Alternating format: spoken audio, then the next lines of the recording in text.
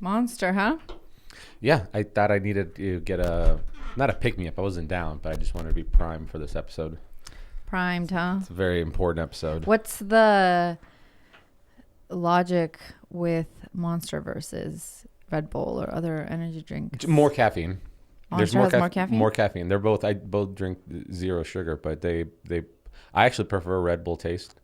Me too, I think, if I had to choose. Yeah, but that stuff has, I think I looked it up. It has like almost 100, I think, milligrams more. Of caffeine? Mm-hmm. I think Red Bull's only like 90 milligrams or something like that. And then Monsters are like 200. I can't remember the last time I had a Red Bull or an energy drink. It's been a long time. It's not my choice. I'm proud to say. And I know they're not good for you. Now, my only debate is, not debate, but only put myself at ease is there's zero sugar, so I'm not worried about that. But all the chemicals are in there. What if you just did like an espresso? Well, it doesn't do much. In the ideal world, I really like cold brews and like iced Americanos with extra, loaded up with as many shots as you need it. And I think that's effective. And in fact, your body actually utilizes that caffeine far better than energy drinks. Like I think L-theanine not L-theanine, taurine. I think taurine. So tar. It's tar. tar. If you're eating road tar, but essentially that's the stuff that your body is trying to break down or tell itself that this is caffeine. Or like just get like, can't you get those like cans like of just espresso shots and like buy a bunch of them and keep them in the fridge? That way I'll have to try it. I know there's a drink from, I think Black Rifle makes it. It has like 300 milligrams of sugar, or not sugar. Let's hope not. That'll kill you. 300 milligrams of caffeine, and I think it's called a triple shot. And the unfortunate part, the only ones I've had were like flavored stuff, like vanilla or whatever. Just like pure. If they have like just a cold brew thing like that, I'd get it. Or you can buy cold brew, like a big thing of it, and then just like pour yourself. Yeah. Could you buy it? By the way, have you noticed how less coffee I drink lately, especially like Starbucks? Is this intentional? I don't think it was that intentional. It started. I've noticed I don't have like iced coffee ever anymore. But by the way, when we first got married, you were wild when trying to recreate iced coffee at home. Yeah. You were, because I love iced coffee. And so you bought you'd make it, you keep it in the jar, put it in the refrigerator, and then you never drink it. You bought, even in this house, I don't know why you did it, but you bought it's the last house. You bought the cold brew jug that like supposedly you put it's like a thermos. Oh no, somebody said that to me. Oh, okay. I was like, you're taking this whole like pursuit while not doing it. While not doing it, while not drinking it. No, you know what it was? I drink my coffee now without creamer. And I think because I now try to intermittent fast, I can't have my like regular 12 o'clock coffee. Oh, because you have to add because creamer. I need to, because I can't have. I guess I could try the iced coffee without creamer, but I think I just don't think about it anymore because I have my like cup of coffee, my 2 shots of espresso. I put the, what is it called? The powder that's supposed to help with acidity of your coffee. Okay. Which I do feel like it really helps. You feel like you're complaining less about, stomach issues and stuff like that. 2 episodes in a row. I love our kids. Summer vacation. So frankly, I am surprised like podcasting is still up and running with the summer breaks. Well, it has to if we No, I just mean like, our kids are crazy. Our kids are crazy. Should I shut down my YouTube channel for summer break? Yeah. How would you like summer that? Vacation. Sorry guys. Dad's not paying the mortgage. I'll see you guys in the fall. So you're strictly not drinking coffee because you can't intermittent fast while having the creamer, obviously, right? I think so, but I wonder if because now I am drinking it without the creamer. I just did oat milk. It wasn't really creamer, but I put the powder that's supposed to alkalize. Is that the right word? That's the word. Yeah, alkalize. the coffee so it's not so acidic. I wonder if it has anything to do with like, maybe it's all in my head, but I almost feel like I don't crave the coffee as much as I used to, or the caffeine. Really? You know what? Also might be the electrolytes I'm taking. I wonder if that helps. I just feel like my energy, I don't get that like craving for coffee anymore. I don't have craving for coffee, but I have a craving to wake up. More caffeine? Well, yeah, to ramp up. Like I wake up in the morning and I don't like that I'm not alert. I've been noticing. I drink it to become alert. Yes. Well, I've been noticing that I actually don't need coffee right away either. Mm-hmm. Isn't that interesting? I feel like you're trying to tell me something that. Are you trying to become like to coffee? I will say I personally feel like point of personal privilege. I take electrolyte mix, so it doesn't have any sugar in it though, because be careful, people out there.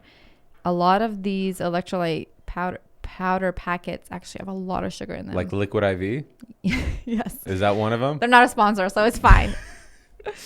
Yes, Liquid IV has a lot of sugar in it. Use 10 milligrams. 10 milligrams is not a lot of sugar. Okay, but if you can have 0 sugar, wouldn't you rather do that? Yeah, but then we have like sugar in the evening. But I drink my electrolyte mix in the morning so it doesn't break my fast. Oh, okay. So I drink that and it has 0 sugar. It's potassium, magnesium. There's sodium. one more. Sodium, potassium, and magnesium. it's like got that like salty kind of, a little bit of salty taste, or a lot, I guess. But you get used to it. I wonder if that helps me, because I really feel like that I feel energized almost from that, and then I'll have my cup of coffee like later, a little bit later. I'm the complete opposite. I want to get stimulated and like awake and alert as soon as I wake up so I can be productive.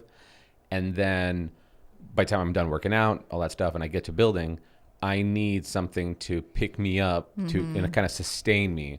It's almost like you drain all your energy and you have to like get I don't need to do that. Like I don't get the midday like lull, because you're go. My fasts are a lot longer than yours.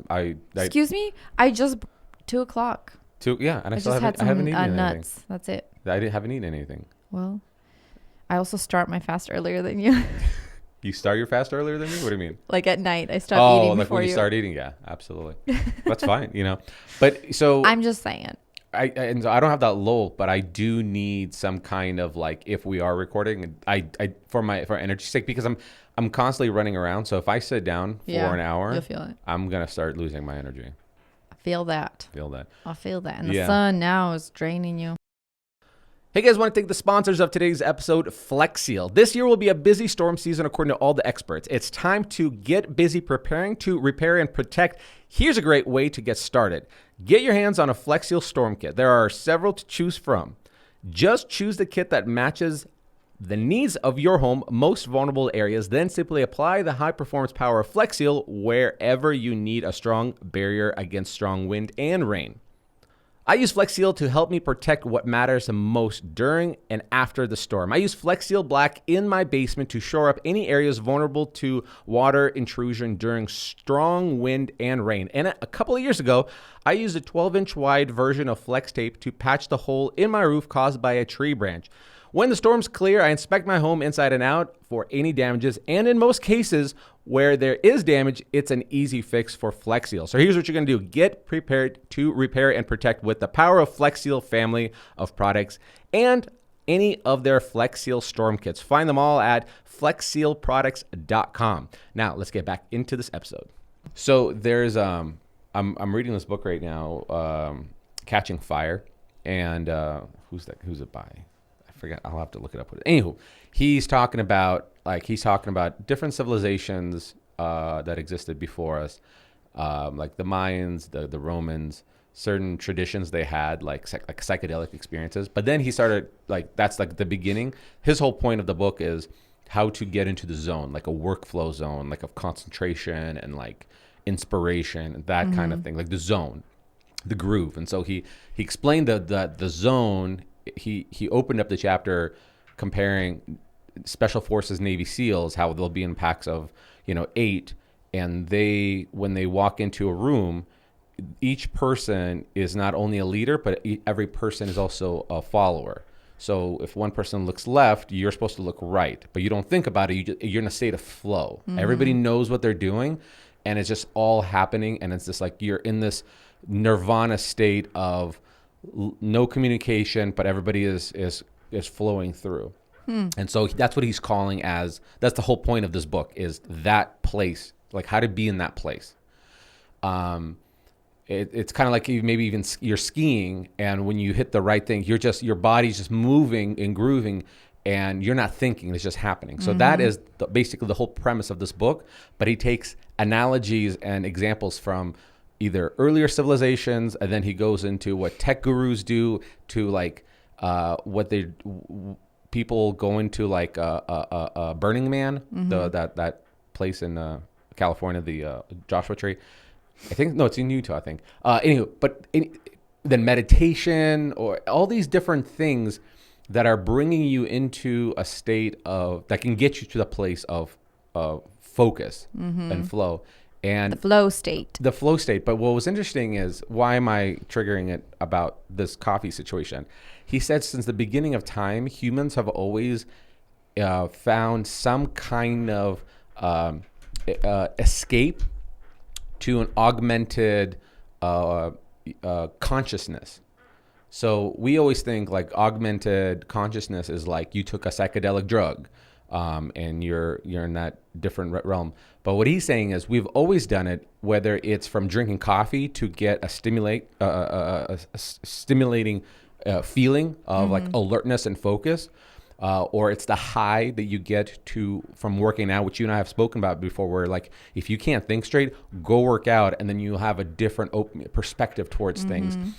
We're constantly are always going into, through the beginning of time, into altered states of consciousness in order to be more creative, not to get a high from things, not like a druggy consumption thing, but to alter the state of our consciousness. So he's talking about like Elon Musk went to Burning Man and took psychedelics. He's talking about Tim Cook, the CEO of Apple, took psychedelic mushrooms. He's talking about how there are certain people in previous generations who would go Kundalini yoga, another one where they're hyper ventilating themselves to get them into altered state of consciousness. And actually it was interesting because then it also applied to why there's like a charismatic movement of like Pentecostals and stuff like that, where people have this awe moment in this setting, and it's an altered state of consciousness. He was also even talking about how animals, and he did this list of animals, how they'll consume, intentionally consume a certain thing in their food pyramid group. So like dolphins will eat one of the, like a pufferfish or something like that. And then bears will eat some kind of leaf, and all these animals he's breaking down, they will consume these psychedelic things. And they're saying they do that when they're in a rut, and they, not in a rut like mating, but they're in a rut like they're constantly doing the same thing over and over, and they can't find food or whatever, to get them to look for a different perspective at things. And so how do they know that? How do they research that? I don't know, biologists. I don't know how they do it, but so monkeys have a certain thing to get them into this to put their mind into this altered state of consciousness, to look at a thing from a different perspective. Right. And so that's why he's saying that like even these CEOs are taking these psychedelic trips, and because when you're in a funk, you have to look at things from a different perspective. That's why meditation is one of those things where you slow yourself down and you force your body to be in a position where you can look things at a different angle. He used this great analogy. He says, if you only have a hammer, then every problem you're going to look at it as a nail. But if you can get yourself to look at that hammer and jimmy rig that hammer to also be a different kind of tool, then you're constantly looking for solutions. So it's a wild perspective. That's super interesting. It's very interesting, and it made sense because culturally, because if we never mentioned about the coffee and everything else, and just said people took mushrooms, or they did Kundalini yoga, or they went and starved themselves for 30 days and 30 nights, or been in a desert to get themselves in a psychedelic trance, or that's one thing. You're like, oh, it's a hippie thing. But then But even coffee and working out. You're seeing the application to where we are right now. We are always going towards altered states of consciousness to be able to be more creative. Mm-hmm. And I feel like a lot of it is also like chasing that feeling. Chasing the feeling for sure. Chasing the high for sure. But I think what this book is, he was more directing it towards using all these examples like tech gurus in Silicon Valley. He's saying that it's almost becoming like a benefit to put on your resume if you're a coder at Silicon Valley. Burning Man? If you write on the thing that you frequent visit Burning Man, and he was talking about like the huge CEOs who they had this huge transformation from having those kind of life altering events.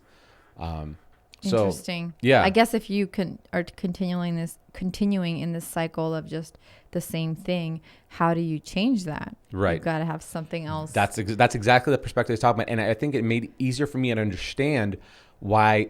I always kind of wonder, I was like, how are they constantly like, remember when the iPhone first came out and you're like, or the first cell phone came out, you're like, this thing's ginormous. Mm-hmm. And then you flip it now to today and you're like, this thing is smaller than a deck of cards, right? And then they're constantly creating it smaller and smaller and smaller.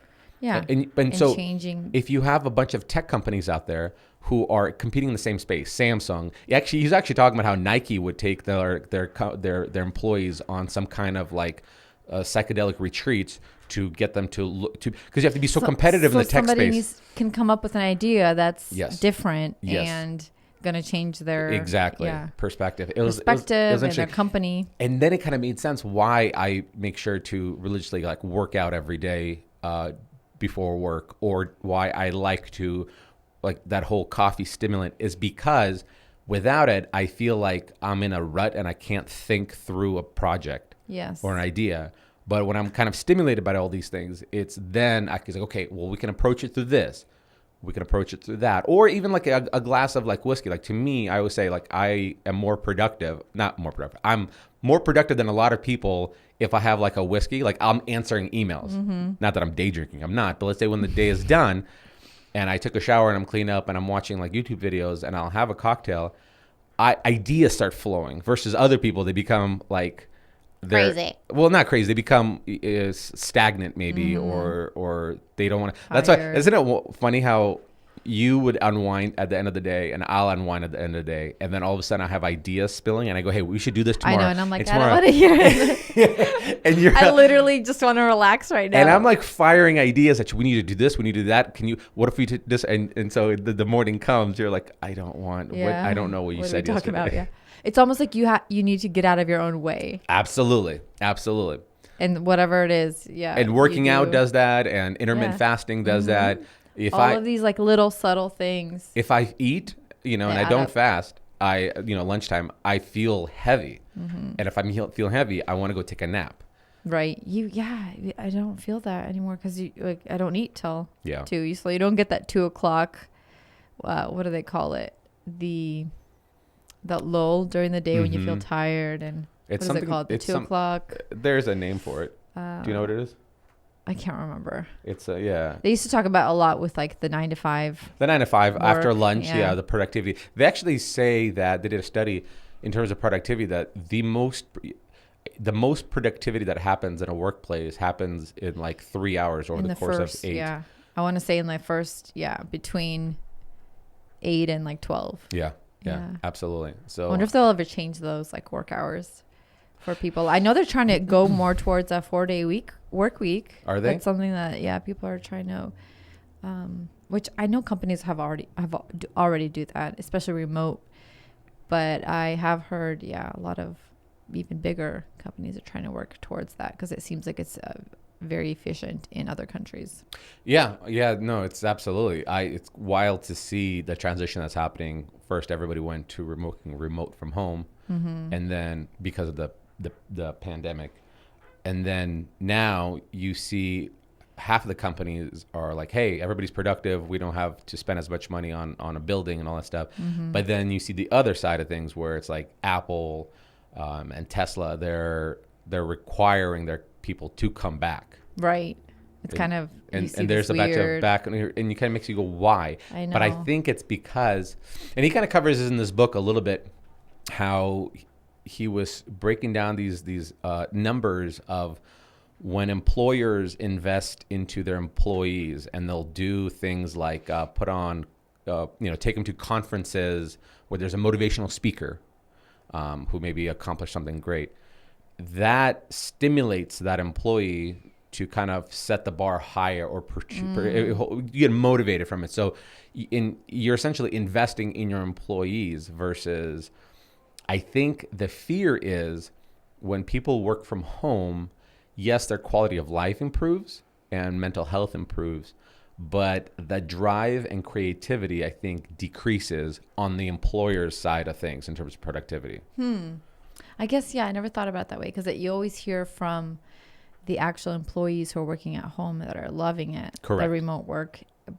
But I wonder if the employers are expecting a certain level of, like creativity or like Correct. motivation, and it's not as much there anymore.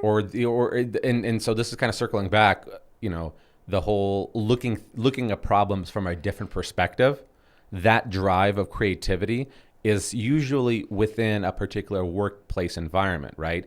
You have meetings after meetings, groups after groups of people who are pushing the other people to kind of keep them accountable. And even a little bit of like that competitive side where you're like, well, that person's like excelling really well, I want to do that too. But when you're not seeing it, it would be interesting to see if there is any kind of research that's showing that people aren't working towards a higher level of like in their job, their potential. Is that what you're saying? Yeah.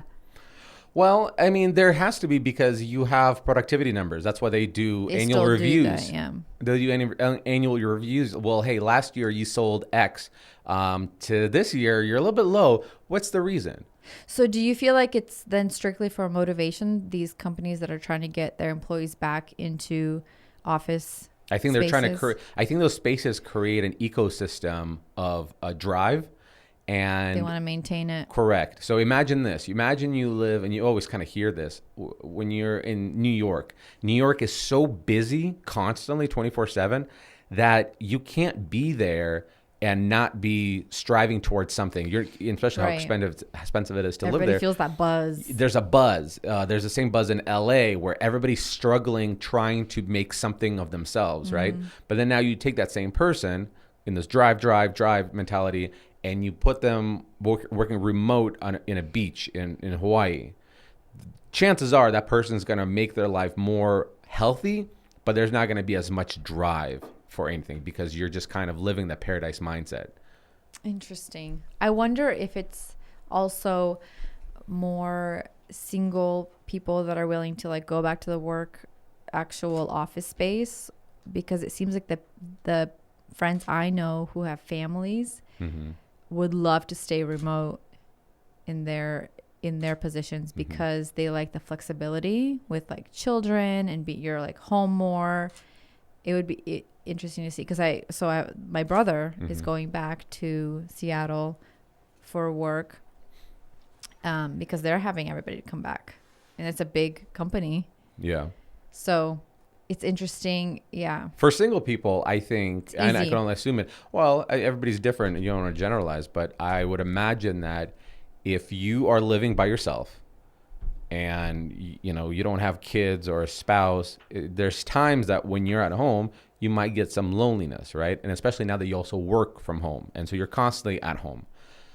And so I think by having a workplace to go to, you have interactions that are with other people. Now you have social aspects of it. The people you maybe go get lunch with. The people who you have workplace humor and stuff like that. Those are, and then when you come get off work and go home, it's nice. You're unwinding for the last couple hours of the evening, and then maybe after that you'll go cocktails with drinks or something like that with your friends. That's what I would imagine being a single person in the city. Is that what you want? Is that your dream? That's a Sex in the City. He's like, this is what I would do if I was single. If I was Samantha right now, I would go out with the cocktails with the girls. Yeah, it's very interesting to see how much it's all changed since COVID. Yeah. It's COVID was a wild thing where, because it hit the entire world, it it started redefining cultural shifts. You know, it's before we, I think before we always thought this is how things are, and that's just normal, because since we were born, that's what things were. I think after COVID, it made us question absolutely everything. It made us question authority. It made us question science. It made us question, well, depending which side of the coin you fall on, but then also made us question what's important and what's not. You know, priorities shifted. Yeah, health. dramatically People for started taking health more. I'm sure there's a number out there of how many people post the pandemic started improving their quality of life. So I have noticed, and I don't know if it's because we've been talking a lot about wellness and health, just between you and I, we're more into it. I feel like I've noticed this a little bit of a shift in our culture, at least from what I've seen on social media, mostly social media. It feels like there is this shift in people trying to be healthy again, and this like wellness. I don't know if it's just people are getting more educated about it with all these podcasts we're hearing. What do you think? I think it's a little bit of both, because I think podcasting is that speaker that people are, receiving. And then you have like a well-educated person in that field, and you're like, whoa. Correct. And the thing about podcasts, specifically certain podcasts who have scientists on, and they're long formatted things where people can present data. They're not a 6-minute, 3-minute talking head debate on CNN with just sound bites that they're trying to clip, with controversial topics. They're actual long formatted, sit down, show the data, explain the data, and then you start challenging it, and then you see where the cream rises to the top. And then, so because a lot of people are consuming podcasts, I think they're seeing the results. They're hearing doctors talk about how, and again, not to beat a dead horse with the pandemic, but how important your health is when there is a novel virus out there. Your chances are significantly better. They're not absent, but they're significantly better of beating things like that than not, So interesting. But definitely I agree. I think people are taking their health. It's almost like there's a more awareness of it than we had experienced before. And I think partly you're right, it's COVID, and then part of it is just we're hearing more people talking about these issues, like not like wellness, health, like we listen to plastics, like things that are coming up that you're like, whoa, I had no idea these like harmful effects on your body. And even just like you were saying, meditating. Right. Were you saying that recently? I was talking about meditation. That was different. Last night I was talking about meditation. Yeah. Just like overall health, not even just fitness and like eating, like just your overall, what do we always say? It's optimizing yourself. Human optimization. Yeah.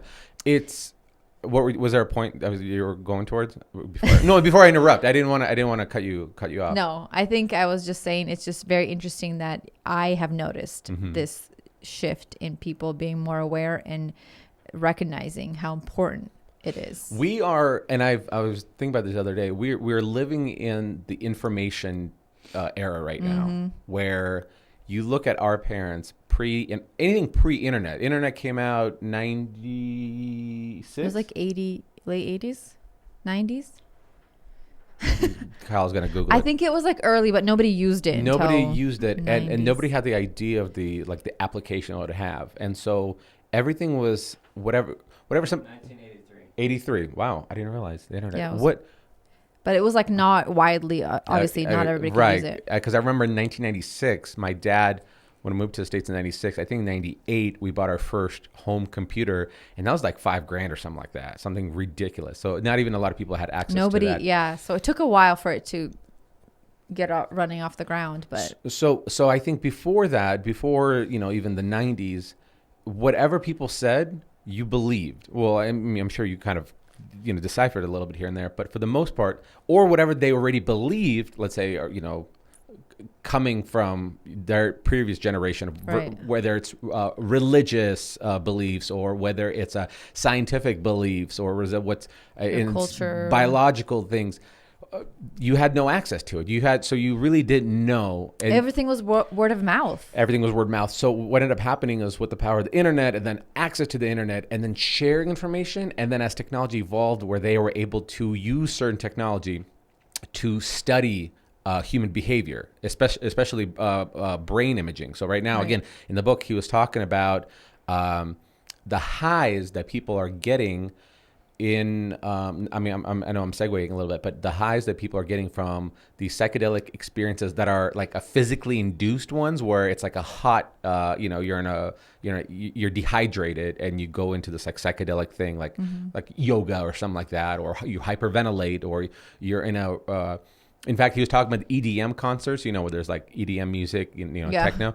He was saying that's a state of high that they're getting into. It's small, but it is still. Enough. But he was also talking about the people who are experiencing those highs, right, in those induced environments, and even the hyper charismatic settings. He says it's your right temporal lobe that blurs the receptors that are coming in, and what ends up happening is, so the same way as you like close your eyes and you touch the edge of the table and your proximity of the hand to the table, right? You know where your hand starts and the table ends, right? Mm-hmm. And so the right temporal lobe is when it's either there is like a hyper whatever euphoric experience, or that part of the brain is damaged. It blurs the right temporal lobe, and when it's blurred, it creates a sense of, well, I'm one with the thing, just the same way as your leg is one with you. I am one with this experience. So that's what they said when these people have these euphoric experiences. They're always saying the same thing as, I felt one with everything. And so it's, again, where am I going with this? Is because only in the last decade they created the technology to be able to study, to create medical images of that brain when people are having those experiences. Right. So now, not only are they studying it, but also they're publishing it online, either through podcasts or through peer-reviewed studies that you can read. And so now we're receiving that information, and then we're questioning certain things. We didn't have that before. Right. So I think you're absolutely right. There was no questioning back in the day. Even until recently, I feel like people didn't question until more and more evidence came out about certain things, and you are able to read way more on the internet than you ever have. In 1990, I want to say. You're bad with dates. No, I'm bad at it. I think even in the earlier 2000s, they just came out with this thing where they learned that plants share this microbial fungus that grows in the roots. And yummy. And so you have, let's say, two trees, and they're, let's say, 5-10 feet apart, and the roots go into the ground. Well, obviously the roots, cross, but their roots also have their own microbial pathways. They're called myo something, I don't remember. But those little microbial fungus things, they intertwine like little nets. And they learned the study through like an X-ray thing, where they took a thing where they covered one of the trees with it was a small little tree plant with like a dome, a airtight sealed dome, and injected nuclear gases into it. And the other was, in a healthy environment here. They saw underneath the imaging behind this underneath the soil that the plant that was receiving this toxic gases was actually sending its own nutrients to the healthy plant out there, to almost saying, this is my, like, save yourself, take all my energy. Wow. And they did that only in the last like 15 years or 20 years, sorry. Right. Because the technology came out. And so I think that's why I'm so fascinated by it, reading all these books. It's not that I'm going on this like weird path, but I think it's just the information, and the fact that information is out there and it's testable. That's the part that's fascinating to me. And there's so much, to be able to know and to human question, I guess. And going back to like human optimization, whether it's like meditation or intermittent fasting or working out or eating healthy, all that stuff is like when you can figure out that you could be a better version of yourself, I think, and it's all completely accessible for you because of the information era that we're in. Mm-hmm. So wild. It's wild. It's absolutely wild. And it excites me. It excites me to, when I learn about these things, it excites me to find out like what else can I do to become better, whether it's my work or as a human being, as a person that has a family that they're raising and instilling to them. Like that's Right. That's my motivating factor, you know? Well, that's what exactly 100%. I feel like because there's more of an awareness now, people are like, okay, if I can change this part of my life, how much better can like my other parts of my life be by, optimizing myself in those areas? Yeah. So I feel like I'm seeing that at least a little bit. I remember talking to my mom a couple of years ago about, because she kept, ever since I've been like little, whether it's the short temper, my dad's short temper, or the way, she is, I remember her always saying like, well, that's just the way that I am and people can't change. And she used to say that all the time to me. I've heard that. Yeah. And she's it's like, definitely that generational mindset. I remember my dad always being stubborn, and my mom, like, she would make me go apologize to him for everything. And she's like, that's just the way he is, and people don't change.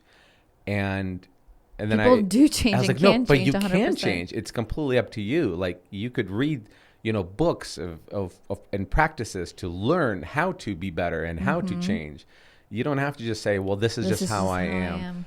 So I think we also see that in people who live certain kind of lifestyles. I think everybody wants to feel better, but they just go, this is just how it is and it has to be, and nothing can happen. But the reality is like, so besides like learning all these things because of just advancement in technology and the studies that they're doing, I also love learning about history, because the more I learn about history, whether it's the Romans, whether it's the American Revolution or the early 19th century, the more I learn about that civilization, the more I realized how limited and how small our life is.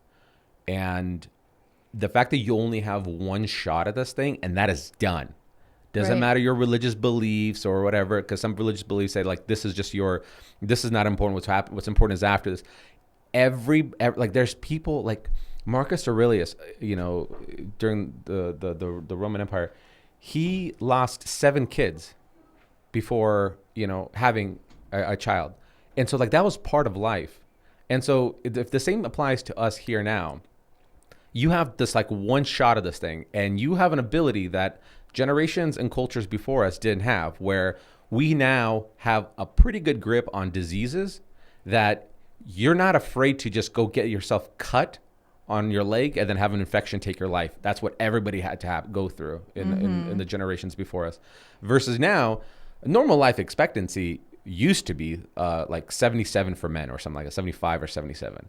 But now you have an ability to either make that the greatest 75, 77, or even longer. Mm-hmm. Like Tim Kennedy's a great example. He's a former Green Beret, Special Forces, and he's jacked. He's 50, I think, 2, and he's jacked, ripped, huge muscle, crazy amount of energy, just always brags about it. And he got a great point. He's like, do you remember when, he wasn't talking to me, he's obviously talking personally, to me. Hey, Alex, yeah, do you remember? He's like, but he was saying, remember when we were kids and when you hear somebody's 50, you thought they're old. But now you look at a 50-year-old guy, you're like, yo, that's like the new 40, or the new 30. I used to think 30 was old. Yeah. I remember looking at my mom and being like, you're so old. I never want to be 30. So I'm 30. Oh my gosh. It's funny. You'll go like, I remember thinking, oh, one day when I'm 30, it's like, man, like I'll definitely be like an adult at that point. I know. Sometimes I still feel and like then I'm now in my I'm 20s. like, am I allowed to have this house? In my head, I remember my mom always telling me this. She's like, I'm 30, whatever. At that time, it was like in her mid 30s. She'd be like, but in my head, I'm still like 20, 22, 23. And I'm like, I feel that same. No, it's just like sometimes you're walking down the street and you're like, you see a young person and you almost feel like you're that young. Yes. And then you look at your body and then you go, I'm not. But I think that's the most important part is if you feel inside. I feel like my parents are like couple of decades ahead mentally, you know what I mean, and the way they feel. Just feel older. Not because everything is broken down on their body, but because there's just people out there who they don't, and I'm not throwing them under the bus or anything, but there's a lot of 30-year-olds that I know who they're not interested in anything. Mm-hmm. And, when something aches, it just aches, and they'll just take a pill for it, and they're not changing anything. Versus you'll meet a 70-year-old person and they're golfing here, and then they're traveling there, Yeah, and then you're like, "Whoa." they picked up, you know, the banjo and like all these things. The banjo. Hey, don't knock on the banjo. They're golfing, they're traveling, Yeah. and they picked up the banjo. That Yeah. is quite the trifecta. I just described my secret desires of retirement. Is that what you want to do? That's my secret life that I would like to have one day. I love it. And so I think that's the person that's useful. And not to mention, going back to it again, geez, I love the fact that they're coming out with all this stuff. Like they're now, and you've heard David Sinclair. Well, you first heard, you were not David Sinclair already yet. You just got onto Huberman, Yes, Dr. Huberman stuff, which that's what you learned about the chemicals. What did you learn? You about intermittent fasting with him, or did you learn about fasting, sleeping, ice baths, sauna, just optimizing your body. Which, you know what's funny? The sauna and ice bath thing have been such there's a big trend for it lately. Right, but it's such a generational thing in cultures like the Russian culture, Ukrainian culture, Slavic culture. It's always been around. We were kids, and then our parents and their parents. Sauna was such a big deal. It was such a big deal, and it was such a cultural thing, and it was done so religiously. And people did live longer, but they never had a way to study their response to a sauna and ice bath in a prolonged period of time. There was no measuring rod. They just said that, well, we all did it. We liked it. Feels great. And it turns out just some people just did live longer. Yeah. But now, because of the evolution of technology, they're able to measure those heat shock proteins that are building in your body to actually say, hey, there's a positive benefit of it. Yeah. And they'll actually even give it a detail of at one point, does it actually take effect? Not that you're in there for 5 minutes at 150 degrees. No, they're seeing that it has to be at least 20 minutes. It has to be at least 185 degrees. We're actually seeing these results take place in your body. Do you think like all of the Russian culture people like older than us are going, told you so? Not on that. When they're hearing about all this sauna stuff and they're like, we've been doing this for years. Oh, yeah. I mean, I'm sure if you present for them, it was sauna and then jumping in the snow. For us, it's the ice bath. Yeah. Although jumping in snow is fun too. Or cold plunge, whatever. Now my dad's generation, but the generation before that. Do you think, wait, before you go on, do you think the next step in this sauna / ice bath cold plunge scenario that's really trendy right now, do you think the next step is going to be whacking with brooms? The broom? the leaves? The leaves. I heard somebody say something. They said, oh, you got to do this to get the toxins out of your body. Or it's something they did. It's like, oh, this gets rid of the toxins. And then the other person countered with like, name me one toxin.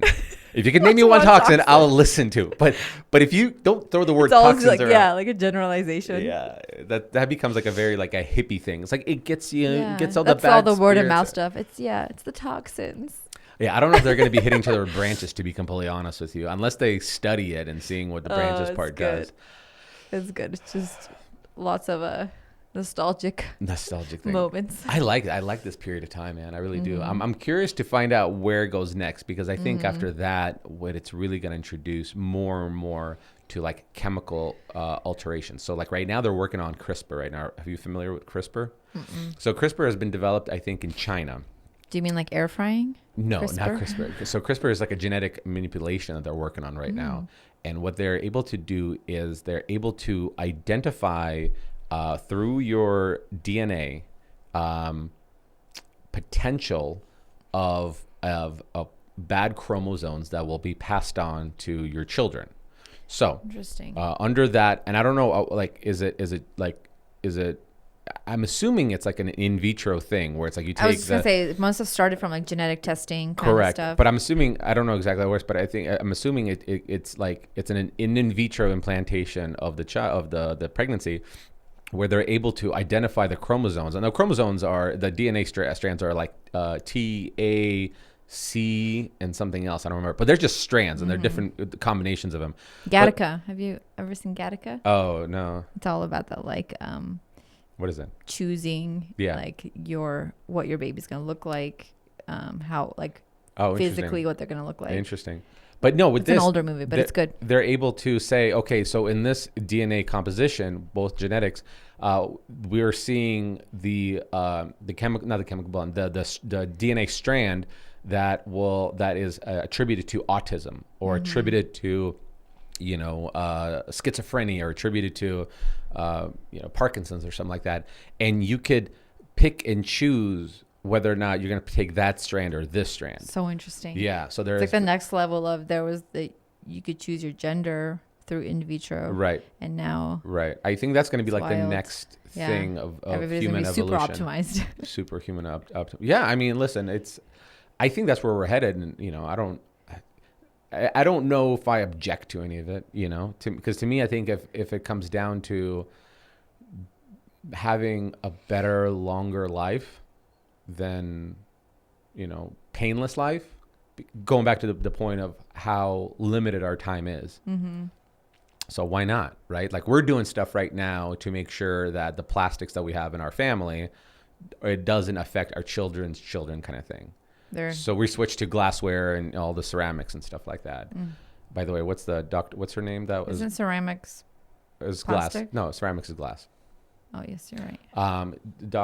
If you're kind of questioning what we're talking about, there's a podcast, Dr. Shauna something. She was on Rogan's podcast. She did a study on, just a quick little synapse. She did a research thing on the effects of plastics on the human, what is it?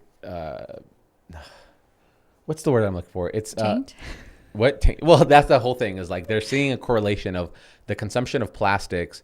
It's decreasing sperm counts in males, and the whole thing that measures fertility, I guess, is the taint sizes, where they're saying is like tell everybody what that means. The taint is the part Shauna Swan, yeah, I think. Anywho, but she's basically breaking the science down of how consumption of plastics is basically going to wipe out fertility in the future. Yeah, particularly in men, right? I think men and women. Yeah. Yeah. Oh, because it leads to correct miscarriage in women and infertility in men.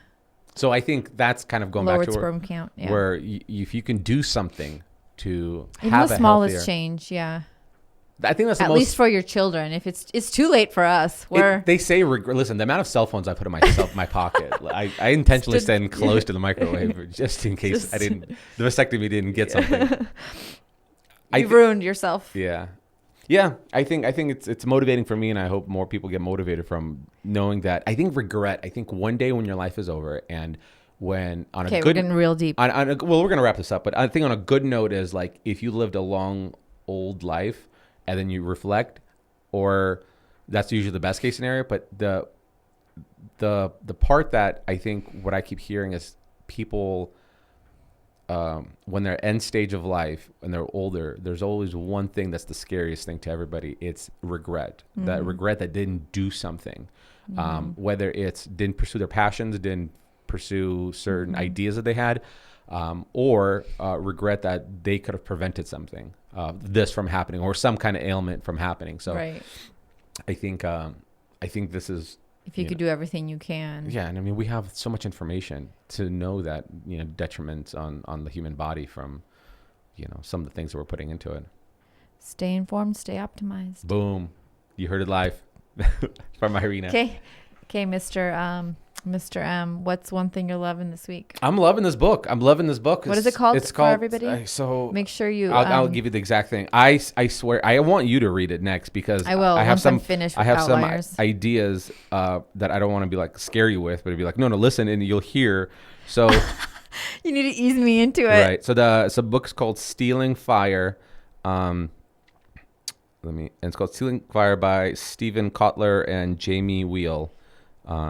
And the full, that's what it sounds like. If you want to hear a little so snippet. And the full title is Stealing Fire, How Silicon Valley, the Navy SEALs, and Maverick Scientists Are Revolutionizing the Way We Live and Work by Stephen Kotler and Jamie Wheel. Great. It's a good book. I think it's as good as Outliers. Ooh. I'll put that on it. I'll put it on there. Outliers is, I'm finished. I'm wrapping it up. Are you wrapping it up? Mm-hmm. What are you loving? What am I loving? Right I'm now. loving your Hot Dad Summer T-shirt. You like that? Tank. Is that same as last year or different? That's the same one. I think we're using different material, which is... Tell everybody where to find it. Buy it. Go on Mr. Build It and Co. And you can find it there, or go in my link in bio of any video, YouTube description, or Instagram. It's a good shirt. It's a nice a good shirt. tank. Wear it more. What are you loving?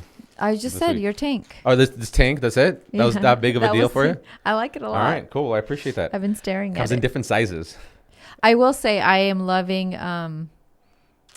just to add on to that, I got this app that is a workout app, in which I know they're annoying and everybody's always talking about some sort of workout app. I did download this one because I saw somebody else. I was influenced. Mm-hmm. And I'm loving it. It's really kicking my butt. And I think I, for so long, have been working out, just doing what I usually do, which is running and just like lifting some weights, but not sticking to like a specific regimen, I guess. Mm-hmm. Is that the right word? Yeah. I've just been kind of like You doing know, whatever. you don't have a structure that you're following. And yeah, I don't have like a flow. Like I'm not looking at different exercises and changing it up. I would just do the same thing over.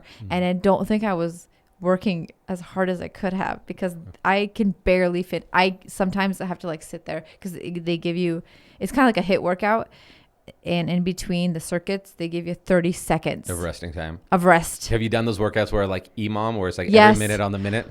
Yeah. And then there's like challenges. So you have to try to do 100 reps of the same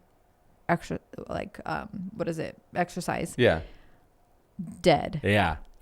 No, I like those. I can't even do like them all, but I try. And so I think I literally feel like Jello after those, and I love it. That's nice. It's nice when you have stuff like that. Something. Yeah. Yeah. It's called Burn. Burn. Actually, I think an influencer created this app, but it's great. Sweet. All right. Do you have a promo code you could use? For Is it a 10% free? off. Is it a free app? No, you pay monthly. It's kind of like a gym membership, but I like it a lot. Is it that much? It's like 20. Oh, okay. Yeah, a month. Okay. I mean, it's not. 20, I mean, for a 25, good yeah. app or something like that. To me, it's worth it because I thought you were gonna be like, it's $60 a month. Yeah. I can bring one. Oh, I friend. guess gym memberships are cheap now. They're like $20. Are they? I don't know. I don't remember the last time I stepped into a gym. I know, it's been a COVID. I do steroids. Okay. That's what I do. All right. Thanks for listening, guys Oh, good sign and off. girls. and everybody else. Everybody. Who identifies as anything else.